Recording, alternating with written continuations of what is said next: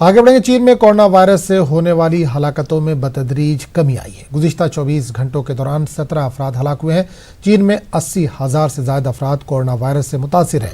इस बीच चीनी सदर शी जिनपिंग वुहान दौरे पर हैं। इन्होंने वुहान में डॉक्टरों, अस्पताल के अमले, फौजी अफसरान, पुलिस और कम्युनिटी वर्कर्स से मुलाकात की। कोरोना वायरस की वबा फूटने के बाद चीनी सदर का वुहान का ये पहला दौरा है। सरकारी मीडिया ने चीनी सदर के वुहान दौरे के बारे में जानकारी दी।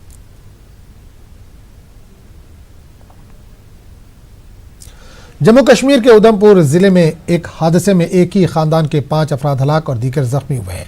घोरडी ब्लॉक के गोया वार्ड नंबर 5 में रिहायशी मकान पर एक बड़ी चट्टान गिरने से यह हलाकतें हुई। पुलिस ने मुकामी लोगों की मदद से मलबे में दबी लाशों को निकाला। एक जख्मी को अस्पताल मुंतकिल किया गया था, ताहम वो जाँबर न हो सका।